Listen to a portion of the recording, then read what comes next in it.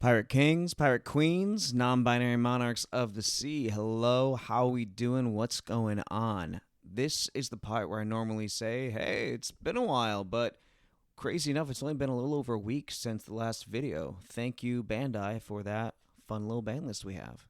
Of course, me being who I am and the way that timing has worked out with the release of OP08, I do wish I had gotten this out a little bit earlier. To anyone who has been anticipating this, one, thank you. I'm glad you enjoy the content. Two, thank you for being patient with me. Really appreciate that. I have been working on this quite a bit lately, and I hope that you enjoy the result. Now, for anyone who may be new to the channel, here is a bit on what I do for these videos. Normally, whenever we get a new booster pack or a substantial new release in general for the One Piece card game, I take a look at the Eastern version of the format and make the conclusions I can from that data.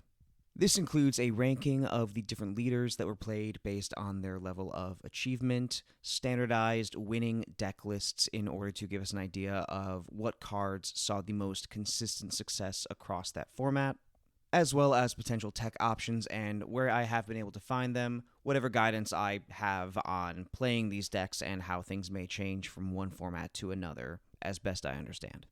All of this involving many spreadsheets, a lot of data entry, a fair amount of math, all of which I very much enjoy, so I love being able to do this, especially if it can give anyone watching an informative and as objective as possible look at the upcoming format to help you make the decisions that are going to help you succeed in this game going forward. If you enjoy this video, then feel free to leave a like. If you have your own thoughts, your own experience you would like to share in your own testing or theory crafting for this format, I would love to hear them down below. And if you want to know when the next video comes out, whether that is the eventual OP09 analysis or any potential, emphasis on potential as much as I would love to, we'll see if I have the time, further content for OP08, then I always appreciate a new subscriber, and welcome to Sakura Kingdom. So, we have a fair amount to cover here. I feel like there are going to be a variety of factors that will make this meta-analysis, data dump, tier list, whatever you want to call it, whatever you get out of this video, a little different than the ones I've done so far. So let's take stock of all the factors here. To start, One Piece Set 8 Two Emperors came out in the East on May 24th, 2024. And as per usual, we had 6 new leaders: Red Green Chopper, Red Blue Marco, Mono Green Carrot, Purple Black King, Purple Yellow Pudding, and Mono Yellow Calgara. As far as color breakdown for this set, red was very focused on Drum Kingdom characters, green had the Minks, blue had some new Whitebeard Pirates cards, purple was mainly the Big Mom Pirates, black consisted of Animal Kingdom Pirates, and yellow gave us new Shandora Warriors.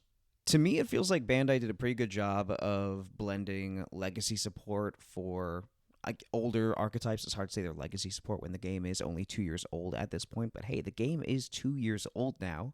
Or sometimes giving new strategies, or coming a little bit in between, going for cards that were very few and far between as far as their traits, didn't really have an archetype yet, and trying to make them into their own strategy.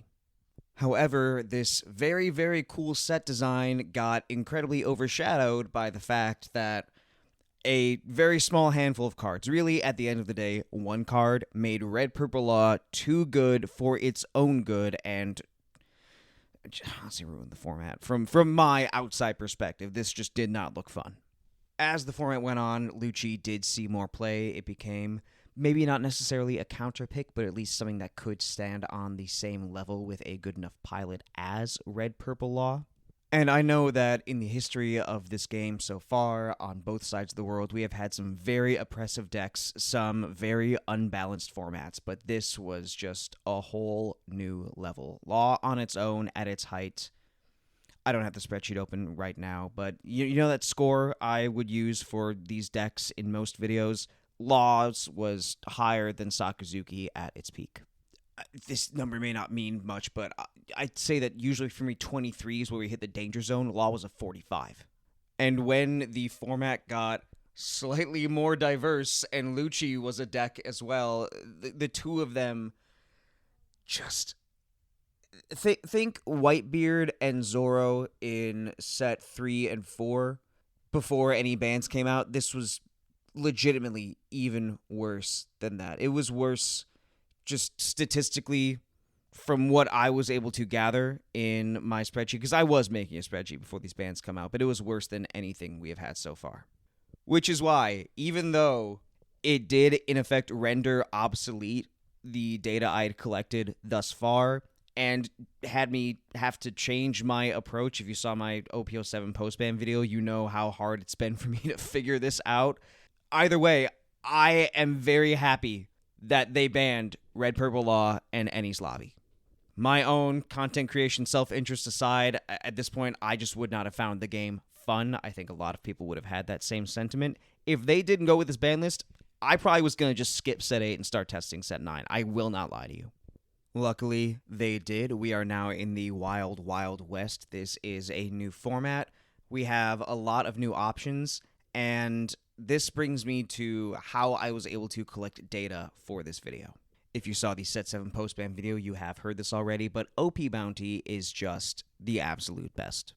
In the absence of data from sites like One Piece Top Decks, Second Storage, Firefist.gg, thanks again to all three of those sites for giving me the data I need in the past, I was at a loss for how I was going to give something of value and objectivity in these videos. Luckily, OPBounty tracks every single game played on their Ranked Simulator add-on. Again, if you have Sim, it's just right there in the folder. So easy to work with. So they not only give players a better testing experience than the Sim on its own, but if you give them $5 a month, again, I'm not making money for this. I just love their whole suite of information that they keep track of so much. You want to see what leaders are being played the most over the course of a week or format? You're good. You want to see what cards are being used most and what win rate they have at different counts? They got you. You want to see matchup win percentages for every single leader that's been played at any sort of substantial amount? Cool. They have a beautiful chart that it's just so helpful. It's just so helpful. If you don't have this and you like numbers, if you enjoy making decisions informed by data, which, you know, if you're on this channel, you might, throw them a link in. Give them $5. Go for it. Also, I'm just saying, if you have the chance to play on Sim and you enjoy tournaments and you like winning cool prizes, if you do well enough in their season, you can get into some tournaments that have some really, really, really nice prizes. So if you want to put your money where your mouth is and get some cool prizes, go play in their tournaments. Just, y'all, let's support OPBounty. Anyway, as soon as the ban list hit, what I did was I took a snapshot of pretty much every piece of information I could on OPBounty's ranked platform, that being the amount of games played by each leader, the win rate of each leader, the number and win percentage and card count of every single card in every single deck in OP08 thus far. I was updating this and comparing it by the day up until I had to start working on the OP07 video, so I don't really have a progression graph for you like I do most of my Eastern meta analysis videos. If it's something you're interested in, let me know. Maybe I can share what I do have to Twitter or something. Yeah. But by doing so, I have been able to more or less emulate the same approach I have taken to Eastern formats to give us an idea in this very, very new format. I cannot stress this enough, of what leaders are going to be the most reliable in these early stages, and what cards are seeing the most success at what counts. So to that end, we are looking at data from August 16th, 2024, the implementation of the ban list on Sim to, I want to say, September 14th. I believe that I last took a snapshot this last Saturday. I may have forgotten to notate the date, but it was sometime in the latter half of this previous week, so it's on the very more recent side, at the very least.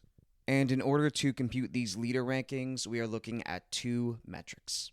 First of which being the leader's individual win rate. What I've done is I've taken the minimum and maximum win rates. That's a very hard word to say like 10 times over a bunch of different takes.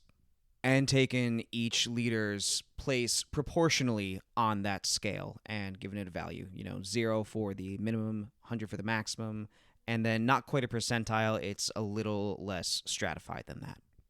And then to compensate and correct for the fact that different leaders are going to have wildly different numbers of games under their belts, especially in a format like this when people are still figuring it out, discovering new decks, trying new things, hearing about new stuff through Twitter, through YouTube, through all these different platforms.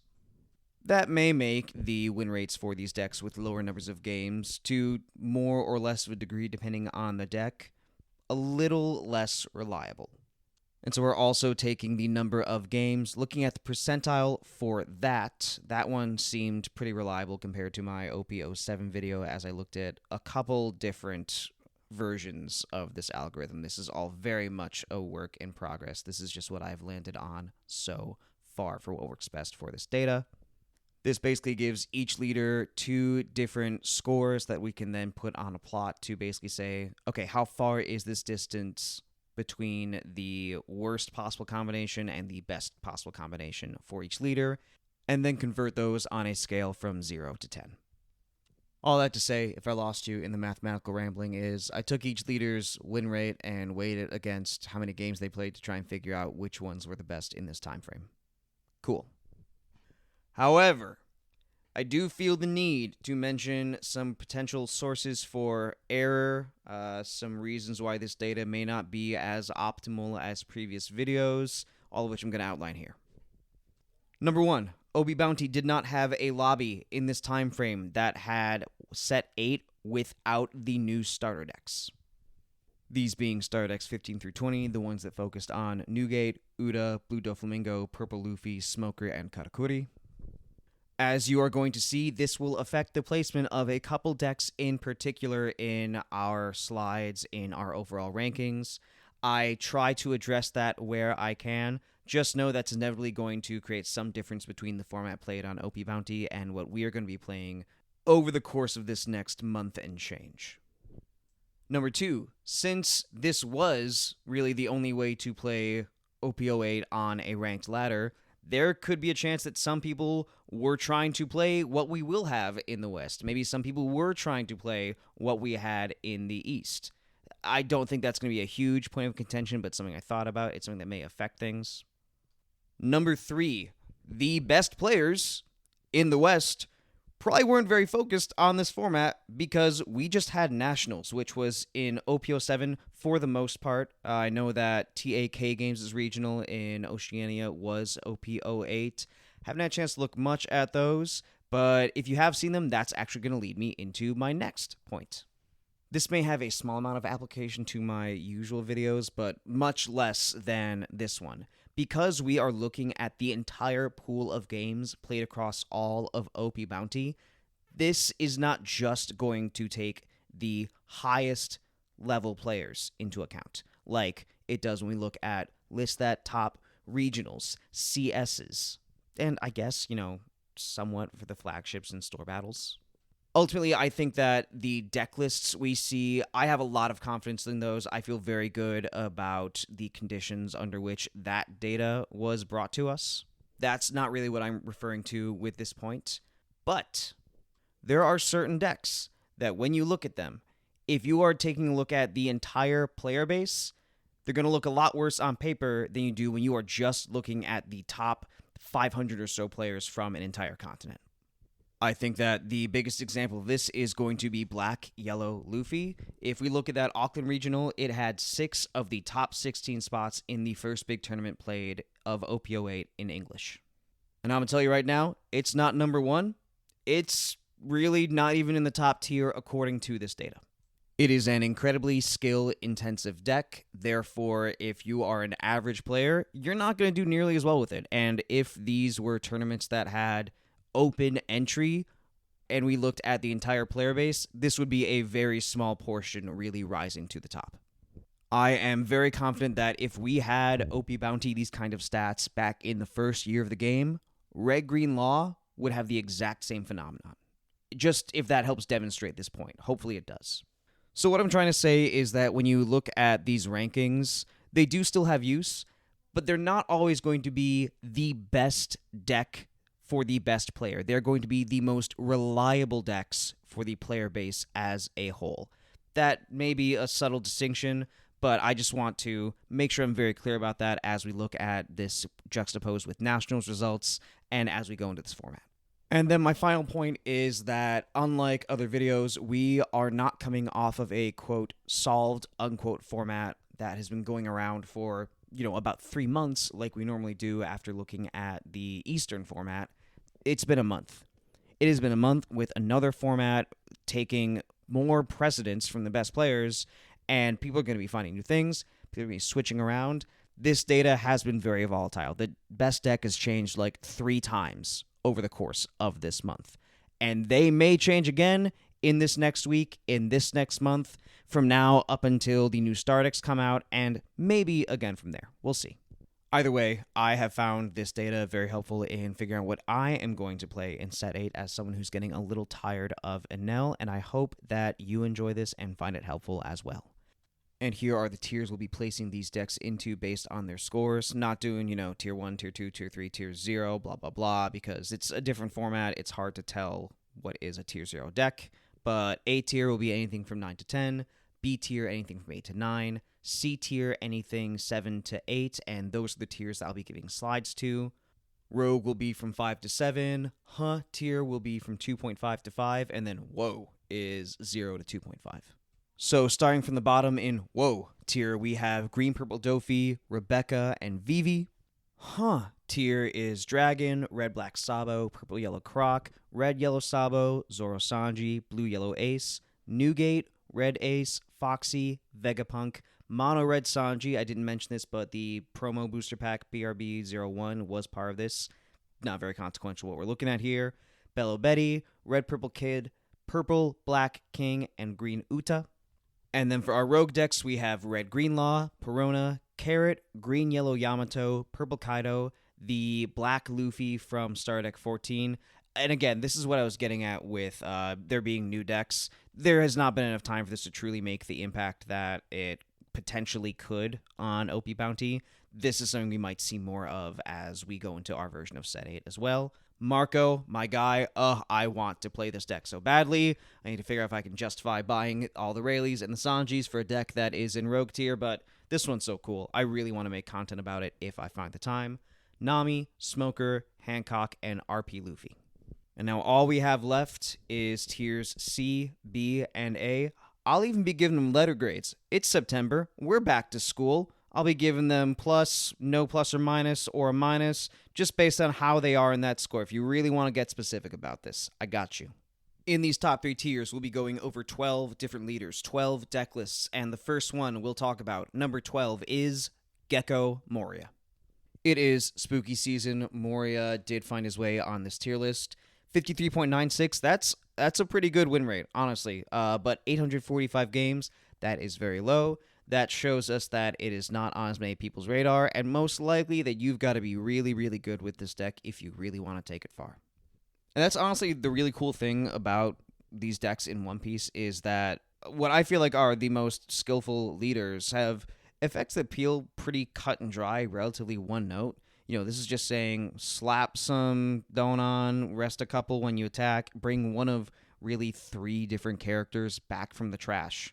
But the amount of resource management you need to make that work, your ability to pivot between aggression, wide board state, control, pure defense, and again, resource management, I cannot stress that enough, is so important for being successful with this deck. It's so cool. I am glad to see it still on this list. I do think even with the ban, Lucci is going to be the more reliable mono black deck, but these do have different playstyles, so if Moria is more in your favor and you really have a lot of time on your hands, pick him back up. And if this list tells us anything, he doesn't necessarily need, capital N-E-E-D, need any new cards from Set 8, at least at the level of success he has had so far. Heading into the card counts, we see this is pretty cut and dry, but there are a lot of cards that were in the majority here, to the point that the 6-cost Sakazuki from Set 2 didn't even make it into this list because the space is so tight. He can do very well against Black Yellow Luffy in particular, so if these last 2 weekends are anything to go by, and if you expect to see him at any tournaments you are going to be going to in a large capacity, he could be worth slotting in. For the sub 50% counts, we have Kuzan. Kuzan was present in 44% of decks that won games. I feel like this keeps happening. He is just slightly in the minority very often. I would not be surprised to see that number go up as we go into the format. Tashigi, 2K counter, another potential cost minus option. Lucci, Again, this Moria's really pivoted toward a single KO deck and then moving toward the resource game. Some people made a copy of him or two work. We'll see. And then Jack, new card from OP08. I will talk more about him later, but he is a very strong KO card. And then Cerberus, if you need to soak up that one last big hit from Black Yellow Luffy or any of these decks that go really, really tall at the very end. If you are looking to experiment with this list, we can very easily shave off one Isho, one Hina, one Rebecca, or Branu. After that, we could get rid of these Borsalinos, potentially Isho altogether. The fourth Sabo, the fourth Ice Age, that right-hand side of the screen, that's when we're starting to cut into the core of things. But, if you really got a cool idea, that's where you can find the chaff. And the most immediate additions would be the 3-cost Brook, the 6-cost Sakazuki, the 4-cost Kuzan, another Brook rounding out those Borsalinos, or a 4th Rebecca. And then number 11 is going to be Mono Purple Luffy, and this is the first place where we see those new star decks, begin to encroach upon our beautiful data. Star Deck 18 is what puts him in this top 30% at all. So part of me does not expect to see him much in our version of Set 8. Part of me also might expect people to start chefing around with him in anticipation, much like we saw Red Purple Law start seeing more play in Set 6 pre-EBO1. Time will tell. The core function of the deck has not changed at all. Use your life as resources in order to accelerate your Don, and these new cards just give us more consistency and round out that overall strategy. So those are what I'll talk about right here. Usohachi is a 3-cost, 3K, 2K counter, searchable in this deck. We'll talk about how in a second, because he has Straw Hat Crew. On play, if you have 8 or more Don, rest up to one of your opponent's characters with a cost of 5 or less. Great for getting around blockers, especially that 5-cost Sabo in the late game. Now, who needs a 1-cost turn 1 searcher when you have a 4-cost turn 2, whether you go first or second searcher in Zorojuro?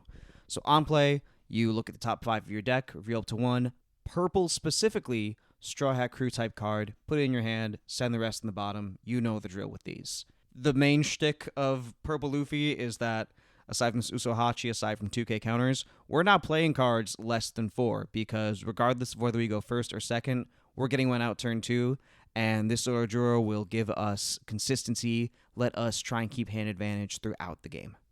Well, let's see, actually, this list does have the 3 Bon Clay because we love ramp, we love getting an answer to some of these taller characters in the format. Magellan is just a staple for Purple Luffy.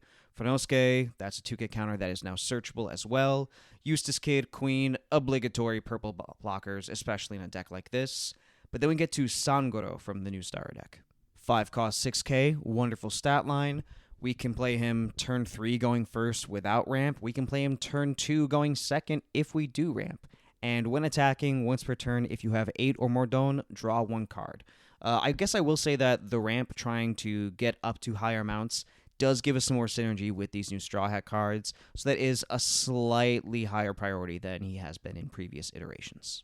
Sanji from Set 7, another searchable 2K off that Zorojuro. You can cheat him out if you've done a big Don minus, like with your Kaido. And then he's a blocker, 6K. Great card. Our final new card from this star deck is the 7-cost Luffy Taro. On play, Don -1. Play up to 1 purple Straw Hat Crew type character card with a cost of 5 or less from your hand. Usually the Zorojuro for search, the Sangoro for a bigger attacker. Getting more bodies out is always great, especially when we do have some big control decks in the meta, even with the ban list.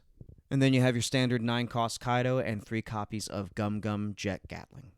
Now, of course, since these star decks are not coming out until the end of October, since we'll not be able to play them for another month, what I have done is I've tried to make, I guess, the next best thing in the meantime if there is a leader affected by the star decks that you want to start practicing with now at locals and not just on Sim. Really, I've just taken the cards with the next highest prevalence and slotted them in for the ones that we had to take out. In this case, that's 16 slots we had to find replacements for.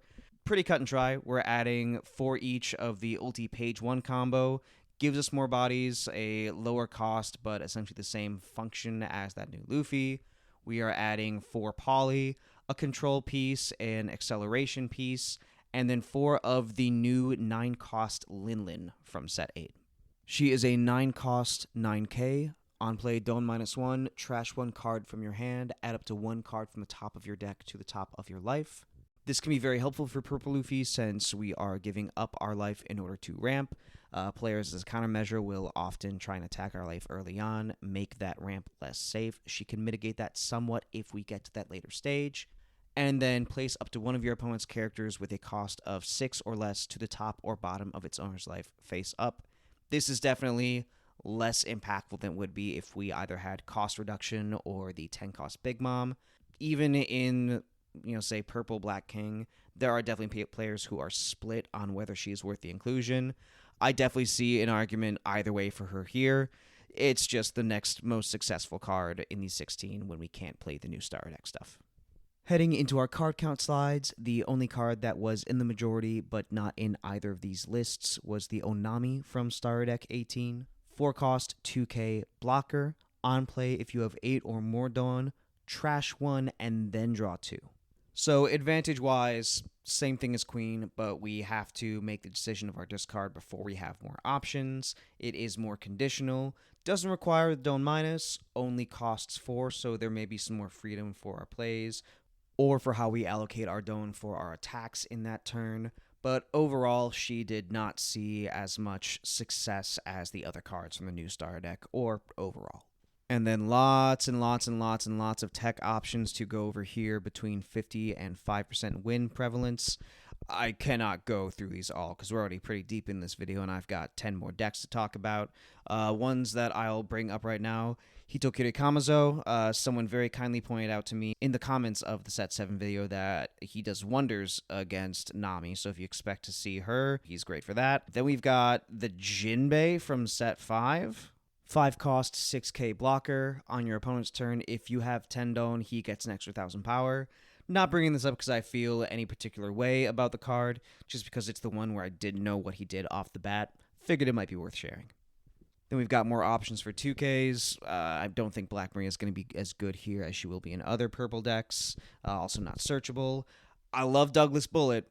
If you heard my thoughts in the Set 7 video post-ban. Very curious to see what we can do with him here. Then Missile Sunday for ramp and draw, other 2Ks, other vanillas. For our Star Deck 18 build, the easiest cuts would be to shave Bone Clay or Jet Gatling down to 2 each. Take out 2 Kaido, take out 2 of the Law, or potentially, and this one really surprised me, remove the 5-cost kit entirely, but based off of what was most prevalent, that's where the cut is at this point. And then our easiest additions would be 3 of the Star Deck 18 Nami, and then as we see in the slide after, 4 Poly, 4 Linlin. And if we're looking at that non-Star Deck 18 build, page 1 ulti would be the easiest cuts there. Bringing the Bone Clay and the Jet Gatling back down to 2 just because that was, I guess, more successful than eating into the Linlin or Poly counts at that point. But we could also very much bring the Bone Clay and the Jet Gatling up to 4. The next easiest inclusions would be 2 of the Gear 5 Luffy, a playset of Hitokiri Kamazo, or 2 of the Star Deck 10 Eustace Kid. And now we'll get into our first new deck of the video, our first leader from Set 8, number 10, Yellow Kalgara. This is a really cool one. One for the effect, which I'll get into in a second, but 2, I guess, just the lore behind Kalgara. So for anyone who was paying attention to the buzz around Set 8 when it first came out in the East, there was no buzz about Kalgara, at least from what I and the friends I talked about this stuff remember. People were talking about King, they were talking about Pudding, they're talking about Marco. Kalgara, who? Nothing. But then, as soon as we get to the first CS of Eastern OP08, Kalgara was the only leader to get a top 16. We love an underdog story. That's what One Piece is all about. That's great. And that's really what I think Kalgara has going for him is the surprise factor. The fact that he is that underdog leader that most people don't expect to see. Of course, he is somewhat of a known quantity now. But in these first couple weeks of OP08, if people have been paying so much attention to OP07, either forgot about him, don't know what he does. I look at 08 lists more than anyone I know, pretty much, and I forgot what he did until I started researching for this video again. if someone's not prepared to play against him, you could score some nice wins. The other thing I like about Kalgara is that he is a very, very aggressive yellow leader. I know people talk about Katakuri being so aggressive with the number of bodies he has. I like to think of Katakuri more as a mid-range deck, and then Enel as defense. But Kalgara, at least relative to the other yellow decks, gives us a nice spectrum of playstyle in yellow as a color, and I just think that's neat. But getting into Kalgara's ability, with one Don attached, when attacking, put a character with the Shandorian Warriors type from your hand into play that has a cost equal to or less than the number of Don cards you control. Then, if you played a card, put the top card of your life into your hand. So, funny enough, this is very akin to Purple Luffy. We are using our life as a resource to develop our board specifically. In Kalgara's case, we are basically doubling the number of Don we have on our field on those given turns where we use this effect. But the big downside of that is instead of having more Don, we have a bigger board but less cards in our hand. And as we get to the later turns, as we have less and less life, that can really become a problem. The construction of this deck does somewhat mitigate that. You will notice that our highest cost character is the 6 cost vanilla Kalgara, and then we have a bunch of 1 cost defensive events in order to make the most of those fewer cards we have left in our hand. But before I get too ahead of myself, let's get to the card by card. I'm not going to do this for every single leader, but since Kalgara is completely new to us and just really, really cool, I figure I'll do that here. Shura in this deck may be the most consistent a searcher is ever going to be. Of course, because we can't include him since he can't search for himself, he has 36 targets. 36 targets. If you whiff that search, I am sorry. That is just rough. Rough, like the dog. Holy, I have no idea what I'm saying at this point. It's very late, but I had to take the excuse for that pun. Not intended, but very much carried through. Holy and Ohm. That combo is going to be very much in spirit with this deck. We love getting to use our Don to play double the characters. But what if one of those characters also plays double the characters? Ohm's effect to gain 1k power when you're at 2 life or less also works wonders with Kalgara's ability. And what you can do on turn 3 going first is you can just put 1 Don on Kalgara normally, then you use 4 to play the Ohm Holy, attack with him, and then you can play a 5 cost as well. Well, good chance you'll reverse the order and play the Ohm Holy last if you're sequencing that correctly, but you know what I'm trying to say here. Our other 4 cost is this Wiper from set 8. He is a 5k body, but he's also a 2k counter, so you need to be careful about when you use him for what purpose. If you need bodies, then he can get the job done, but at the same time, our hand becomes infinitely more valuable as the game goes on. But on play, what he can do is he can look at the top 4, and you search for Upper Yard. We only have 4 targets, but if you find it, it is a card that then replaces itself again. There is a lot of value to be generated with him. Just might be a gamble as far as whether you get that value off of him. Though now that I look at him again, this is something I forgot when I first talked about him, his effect actually functions just like Ohm's does. So if you already have the Upper Yard in hand, it doesn't matter if you end up finding it off the search, because he lets you cheat the Upper Yard out, and that really does seem to be the true value here. So that's another dimension to the case we had for using him. I do still think that it is something you need to consider very carefully as you are learning this deck and when that effect is going to come in most handy. Actually, while we're here, let's just talk about Upper Yard real quick. It is a 1-cost stage and has the same effect as Shura. You search the top 5 for a Sky Island type card. This has not been played because that's just a non-play effect. It's not something you rest each turn. It is one and done. You can't attack with it. You can't do anything else with it normally. But skipping over Satri real quick, 2k, extra body, great card. That's all I have to say about him, is that this Wiper from back in set 6, I believe, has given us a little more utility for Upper Yard, and we finally have the deck to play this combo in. He is a 5-cost 7k with no counter. On play, you may return 1-cost stage to the bottom of its owner's deck, look at the top 5, reveal an Upper Yard or a Shandora Warrior, and add it to your hand. So while we don't get to rest the upper yard to keep searching, it does end up generating value as an activation condition for this wiper as the game goes on. And of course, you can play that wiper off the leader effect. That's something to keep in mind for all these cards. I know there are, probably some standard combos to do with that. Aside from only, I haven't really had a chance to delve into those. There's some articles I want to read about that and try it out. Maybe I'll show y'all some games at some point. No promises, but something I'd very much like to do. But then we have Mont Blanc Noland. On play, if your leader has the Shandoran Warrior type and you have a Kalgara character in play, add up to 1 card from the top of your deck to your life. So I guess if we do want to talk about, a standard play, really just an on-curve play, if you are at 7 or more, you play that Kalgara first, put the other Don on your leader, use the effect, play the Noland from your hand, and then you are basically replacing the life that you lost, and you don't have 2 bodies on the board. What can I say?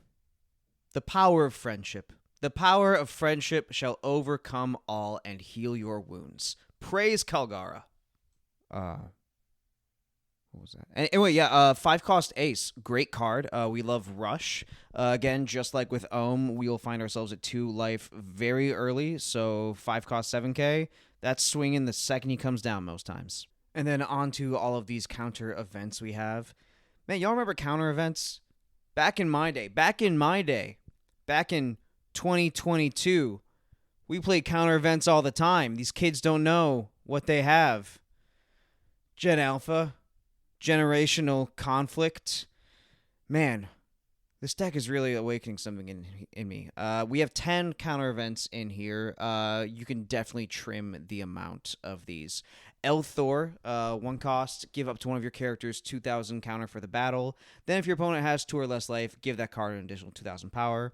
With the aggressive capabilities this deck has, with the ability to play so many characters and just start swinging face off the bat, it's very likely that your opponent will also be at 2 life as well, or will be by the time that you need to use this event. But if you find yourself needing to counter for something less than 4,000, may I interest you in Blaze Slice, or I think as the sim calls it, Flame Split. This is a really cool main and counter event where you can give a leader or character an extra 1k counter, and then if your opponent has 2 life or less, you can rest one of their 4-cost or lower characters. So if you need to rest that last blocker you need for the game, you can put that sideways. You can stop one of your opponent's attacks with one of their smaller characters, potentially. This is a really, really versatile card. I have seen this show up in so many rogue decks in 07. It's been in pretty much any... It's been on the list of potential cards for any yellow deck since it came out. I'm very glad to see it start showing up more in this early post-ban Set 8 format. And then we have the Earth Won't Lose. Counter event, if your leader has the Shandoran Warriors type, your leader or up to one of your characters gets plus 3k power, and then you play an upper yard from your hand. So this is a guard point that is specific solely to Kalgara at this point. I would love a wiper leader. I was really hoping for maybe a green-yellow wiper leader at some point, but time will tell. And then you get to play that upper yard. So we go more into that combo of reusing upper yard. Verth is a hot commodity here, and we are seeing its utility.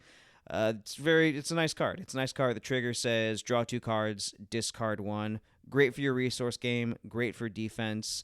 Very helpful to let this deck stick around throughout the game as long as it needs to close things out. That is my very, very slapdash, very, very piecing things together in the moment based off of a quick article I read at the gym on Saturday, understanding of the deck. Hope that you're as intrigued with this as I am. And the other thing I haven't mentioned yet is that, y'all, this deck is insanely cheap.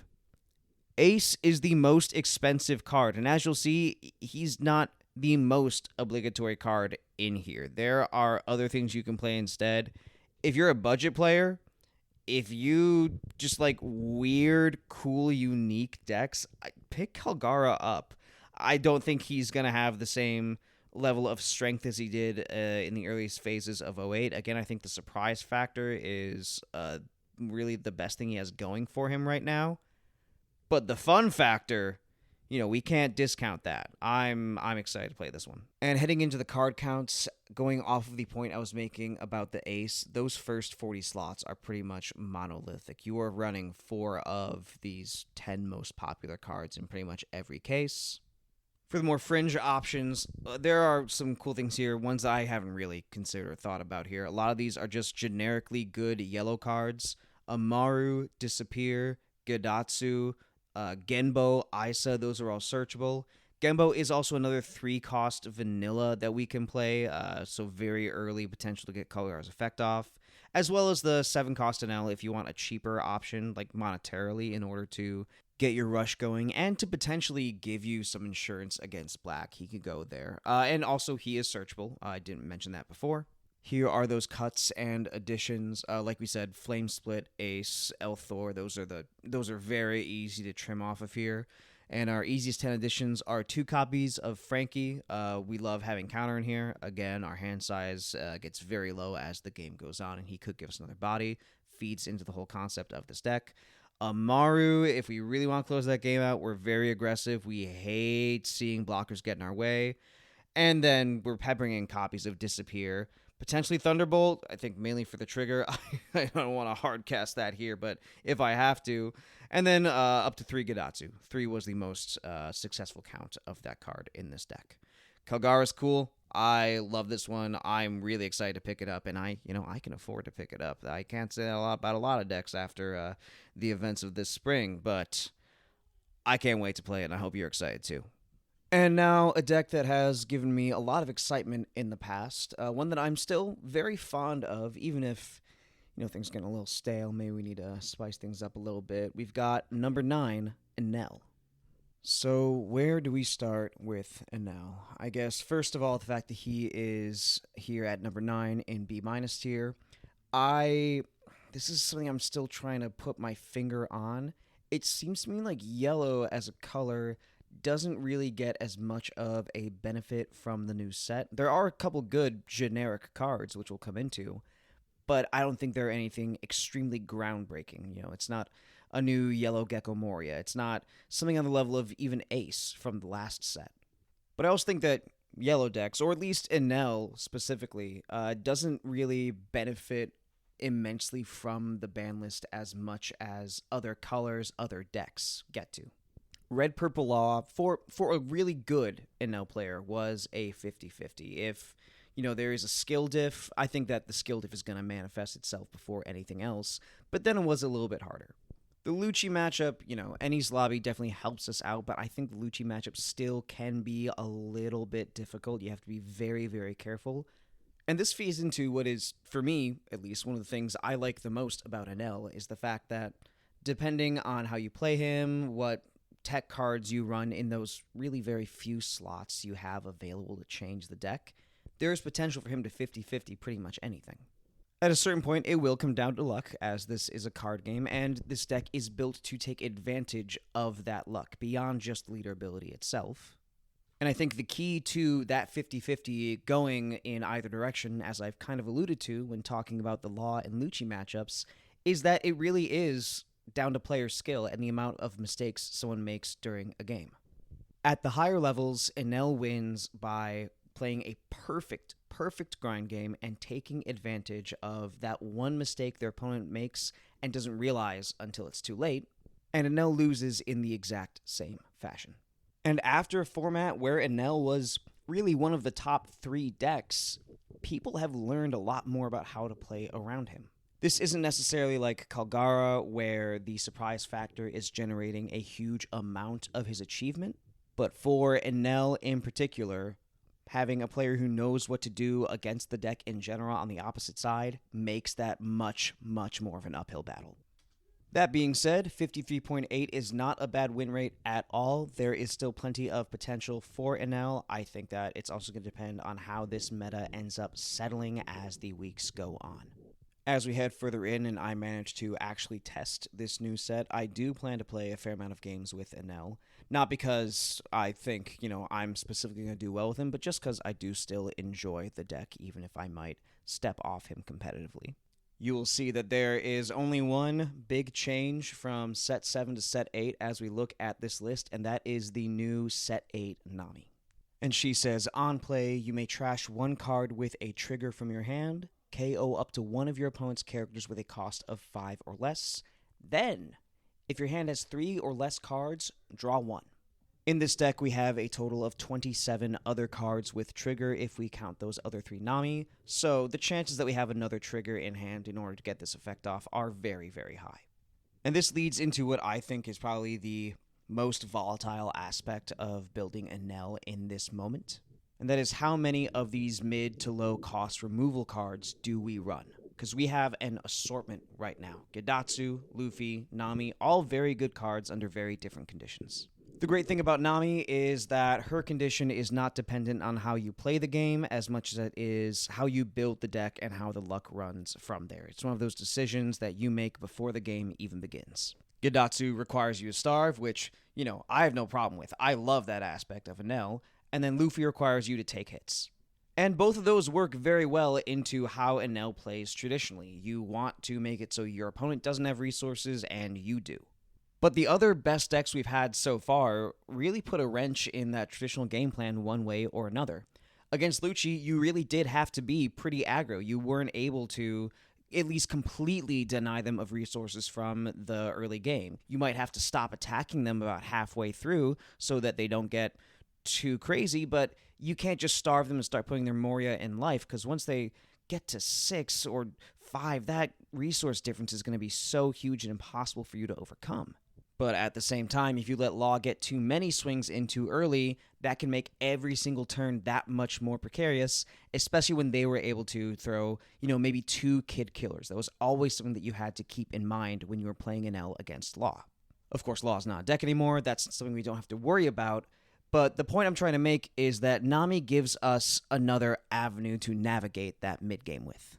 She does allow Enel to take options that he normally wouldn't have and still be able to generate board advantage and deny our opponents options as we head into those big swing turns with our huge bodies. Now, the way that I've been generating the deck lists for these OPBounty based videos is I have been taking the cards with the highest win prevalence until we get to 50% win prevalence, and then adding in the count that had the most wins. And for Gidatsu, Luffy, and Nami, that was 4 each. Each of them were most successful at 4. However, because we are looking at individual card counts and not full deck lists, there is a bit of nuance loss when it comes to what was that full control package. How much was, this 4 of Nami helped by the other 2 Gidatsu and the other 3 Luffy, or whatever combination may have been run in a certain list. And I will say that doesn't necessarily make me apprehensive about the idea of having all 12 of these control pieces in the deck, but it does make me very curious. And even beyond the options this gives us in how we approach those first, 4 or so turns of the game, the other really great thing is just the consistency. The fact that so much more often we will have a 5-cost control piece in our hand. I have not always found them to be the mulligan standard in every matchup, but the number of games where I didn't have one and it hurt, it just makes things so much harder. So I think there is an argument to be made for having this many control pieces. At the same time, though, we will notice that there is no 7-cost Enel in this deck. And if there's one thing that I learned during OP07, it is how good that card is for the Lucci matchup. Spoilers, Lucci is going to have a good position in this video, even without any Slavi.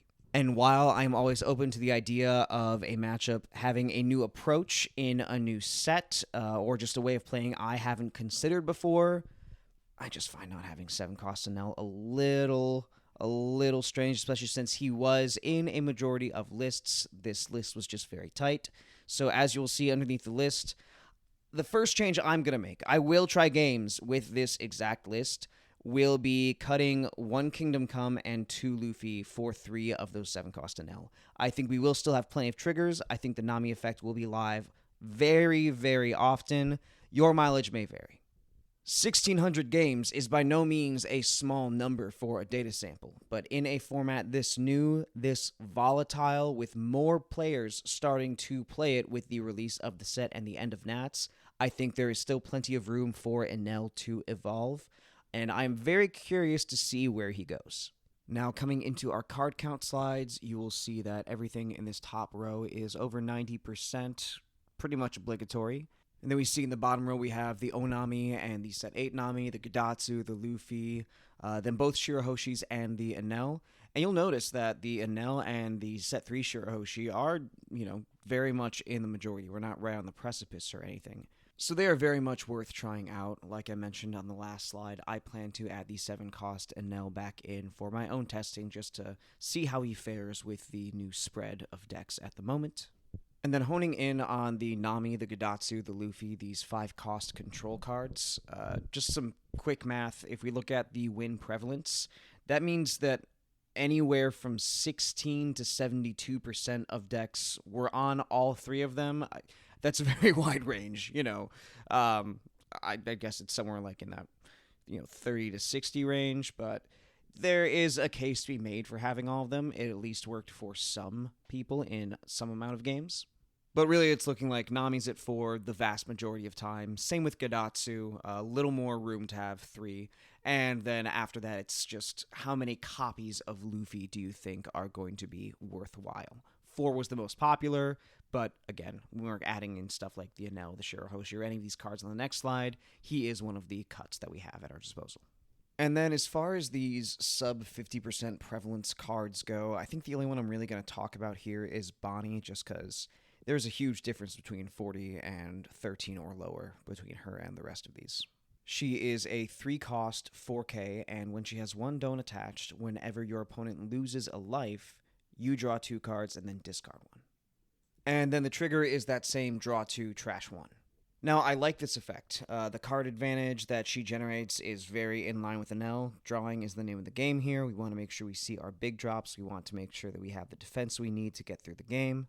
Now, one great thing about her being a 3-cost is that if we don't want to starve in a certain matchup on our second turn, we can choose to play her.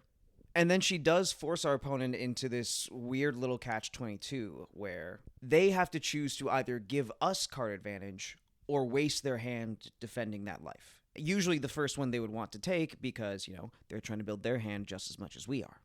I do think that in the early part of 08, she could see some use here, especially as people are getting used to the card. As time goes on, I wonder if she's going to run into the same kind of problem as, the 7-cost Linlin, where there's only a certain time that she's really good, and people will be able to figure out the better option in the moment once they get more used to her. Being a 3-cost also means that control decks won't have the toughest time in the world getting her off the field. But if you play her on the turn that you are attacking, then you get some use out of her at the very least by forcing them into that decision. And if the resource game is going well, whether or not to remove her or save control pieces for something down the line could also force them into a weird position. The more I think about it, the more I am interested in playing her at the very start of this format, at least. Moving on to our cuts and additions, we'll see that we can easily shave off that 4th Kingdom Come. Don't really want to touch the first 3, though. Really important to get rid of big bodies. The Shirahoshi was less popular than the other cards that made it into this 50. As we talked about, we can bring that Luffy down, potentially that 4th disappear. Definitely a Gadatsu. After that, we see a big difference in how much this affects the achievement of the deck as it has shown to have on OPBounty so far. And then for our additions, we have cards that were all on that first card count slide. The 7-cost Enel, if you want to go a little more aggro, if you want a stickier board. The 5-cost Shirahoshi, this card really has not been in the forefront of my mind, even while I was playing Enel in Set 7. Absolutely amazing when you find her at the right time, but sometimes she's not the most impactful depending on the game, at least in my experience playing Enel thus far. And at this point, there is just so much competition for what we're doing on our 3rd turn, going 1st or 2nd. Our 4th turn, depending on whether we play the Rush Enel or not, that whether or not she is in this deck is very up to player preference. I think this is one of those things that is very much going to depend on individual factors for a player, such as their local metagame, what events they're going to, how they feel against certain matchups with the way that they've been able to play the deck so far. I think Enel is a deck that can be very much affected by that. And of course, as I keep saying, how this meta ends up developing. There's a chance that if you shave down those 5-cost Luffys, she is just as valid an inclusion as the 7-cost Enel based on your own experience. And then, of course, the 2-cost Shirahoshi. You might want to add a third, maybe a fourth copy. A fourth copy seems a lot, but I think this is also where the additions start to run into a point of diminishing returns as well. So yeah, there is Enel. That was a fun little foray into yellow decks, but we are not done with the color because number 8 is Katakuri. Now, as you will see, there's only one new card in this deck. It is that Set 8 Nami. We have 34 triggers in total, 33 if you exclude the one that you're playing. So again, very good odds that her effect will be live whenever you play her. One card that is noticeably absent is Flampe from EB01. Now this is very, very interesting to me for a couple of reasons.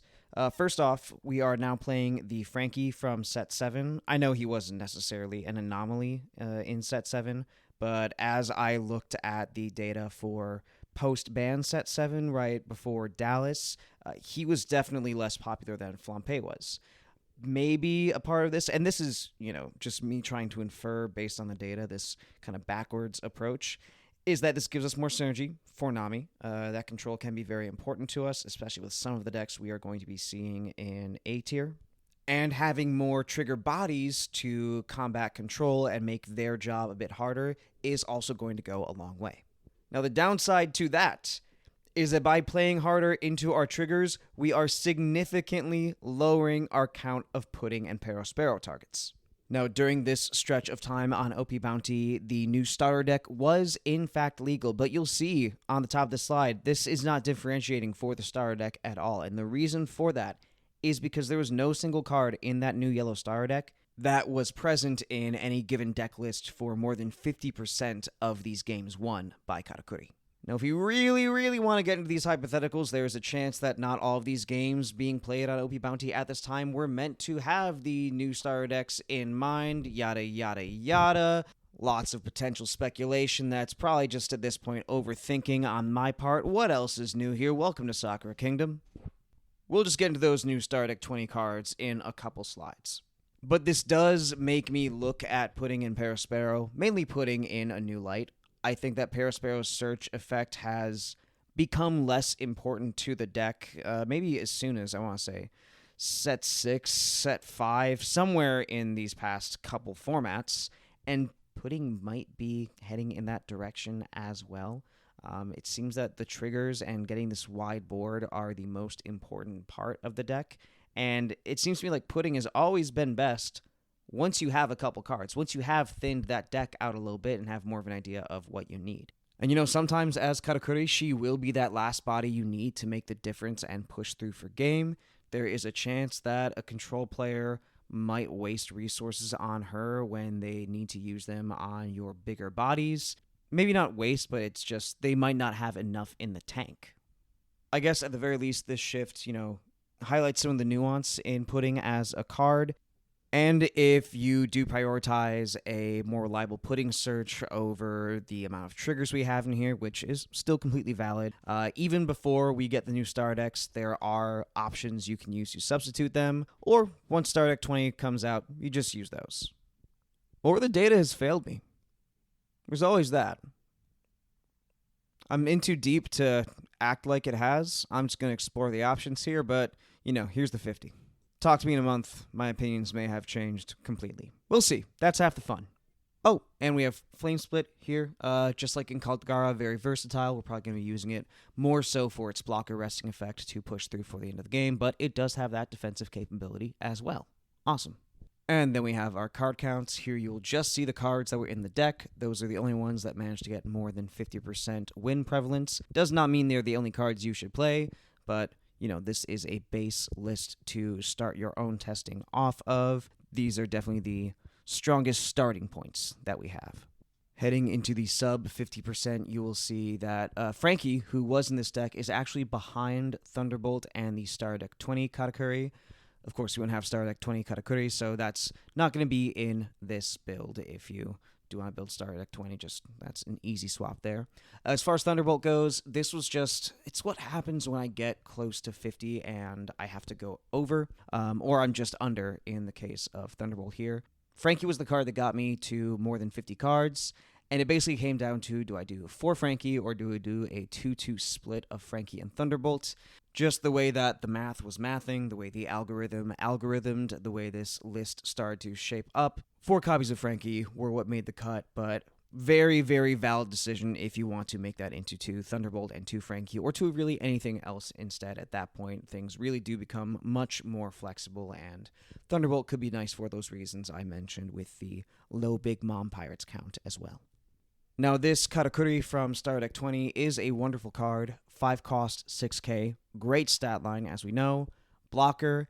And then once per turn, you can flip the top of your life face up to give your leader or one of your characters one of your Rested Dawn. That really means that you can just keep using Katakuri's leader ability on curve. The downside, of course, being that you are giving your opponent some information, but that extra aggression, even if you don't attach it to your leader, can go a long way. Star Deck 20 Brule is another searchable 2k who has a trigger. Look at the top card of your opponent's life, then put it back on the top or bottom, then add her to your hand. So she will help keep putting consistent, give us some defense, and also give us some interaction to mess with our opponent. And then I'm going to finish this slide off with S Snake from set 8. On play, up to one of your opponent's characters with a cost of 6 or less, other than Monkey D. Luffy, we love the lore, cannot attack until the end of your opponent's next turn. Cool stun option, not necessarily the highest impact card we're going to see here. And then for our cuts and additions, we will see that Frankie, Gidatsu, and Flame Split are the easiest cuts. And then our additions, they're all Big Mom Pirates cards. I probably was just coping earlier. This is a package that is worth adding to, worth keeping consistent. Thunderbolt, 3 of the Katakuri blockers. 3 was the most successful count there. 4 Flampe, you can just swap the Frankie out for him. Depending, I still think we might need just bodies against control, but Flampe is good. Searchable is good. And then both of our potential Brules, if you want to either have the 2k counter once Star Deck 20 comes out, or the searchable blocker. Now, of these decks that show up and get obvious additions from the new Star Decks, Katakuri is the one that is affected by them the least, I would say, based on what we've seen here. But after thinking about it a little more, I think that effect is a bit more pronounced than I had initially written it off to be. So this is where we have some room for the tier list to differ. Katakuri's placement might change in the end. That could marginally change the placement of some other decks. Just quick disclaimer that, again, this is all very speculative, very experimental, really just something I wanted to put out, exploring this data to see what we could get out of it. And another thing I'm realizing in retrospect is that I maybe should have named the B tier the Y tier, because we're going to talk about a 4th yellow deck in a row, Black Yellow Luffy at number 7. Now, I did mention Black Yellow Luffy briefly at the start of this video, so for anyone who may be coming into this right now, who may not have seen that part, because I know people, have limited time, they like to go straight to the decks they are curious about, I would say go back to that part, just because I'll probably be a little more eloquent about it there. But if you were surprised to see Black Yellow Luffy at number 7 after having just won Dallas and getting 6 out of the top 16 spots at the TAK regional this past weekend, here is why. Our dataset is looking at all of OPBounty, every single player of varying skill levels. Nats was just the highest skill levels, and Luffy is probably one of the hardest decks we're going to see in this video. Very similar to the way that Red Green Law was in the first year of the game. That is going to create quite a bit of disparity between its win rate at a regional, especially in the top of a regional, and just every player playing Set 8 ranked.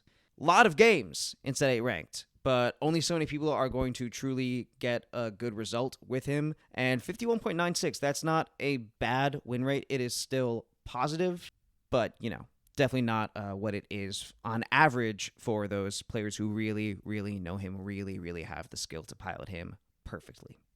Now, as someone who is a decent, kind of good, but like not super practiced, and so like I'm not really gonna put myself on that kind of level with it or act like I'm really informed about what to tell you about the nuances of the deck now that you've had it around for a little while. Player, I don't really have a ton to say. I'm just gonna mention that the 10 cost Kuzan has just squeezed into the majority for win prevalence. He is definitely seeing a bit more success than he used to. Still very much a flex spot, but definitely a better card than he used to be. So whatever that means for you, I've not had a chance to try him out in the deck. If I somehow have time, I would love to, but it's not as high on my priorities as other leaders in this video are. If you did come into this video very excited for Black Yellow Luffy tips, concepts, theories, lore, I'm sorry, I don't want to misrepresent myself. I don't want to send you on the wrong path or act like I know something that I don't. I think I've said all I can say about this deck in other videos, aside from the fact that it's cool. I've probably said that too, but it is really cool. I am glad that we have a deck like this in the format right now. What I can say is if you do want that information, if you do want really good examples of gameplay, watch Jackson Wong's games at these regionals. I don't know if he was running the 10 cost Kuzan. I only saw the final match. I'm guessing he didn't, but yeah, if there's anyone we can learn from, it's him, right? The GOAT. Congrats to Jackson Wong. This card count slide, again, this is all very, very standard. We see that the Kuzan 10 cost is a bit up here. The ace is actually just squeezing in the majority, not becoming as important. Something has to go when we have this control package. I guess that's what I have to say there. And after that, for these more fringe cards, really, most of these are the ones that I covered in the OP07 post-ban video, so I don't think I can repeat much or say much new about those. The one new card we have here is I Have My Crew from the new Star Deck 14. Basically an anti-Great Eruption, which is pretty cool. Draw one card, give one of your characters +3. I'm sure there are going to be some scenarios where this can work out. Can I give you specifics? Not a chance, but there it is. Give it a spin. And then for our flex spots, we can easily shave that 5 cost OP07 Luffy down to 3 copies. And then people, after that, start taking out the Ace and both versions of the Kuzan. Those are definitely the most flexible cards in here. Anything else, you're just eating into the skeleton, in my opinion. Then we have Thunderbolt, extra 3 Brothers Bond. That's been seeing a little less play since, I guess, around set 7. I don't know what point in set 7 specifically. Could go back up to 3/3 line of Ace. There's potential there. And it looks like Finger Gun is the most successful of these non-Kuzan control options. And there it is. That is Black Yellow Luffy. And we're also, oh my god, 1 hour and 7 minutes into this video. Sheesh.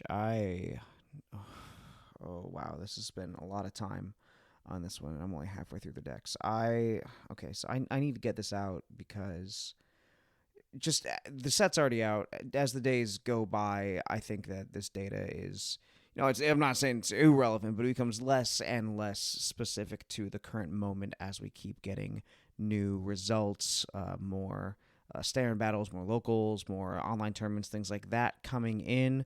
So I think I need to split this into 2 parts. Here's the tier list. Here's where we're at. We're so far. I just don't think of a good transition now, and I don't know. I just feel weird ending on a note where I don't have something to tie it all together. And I guess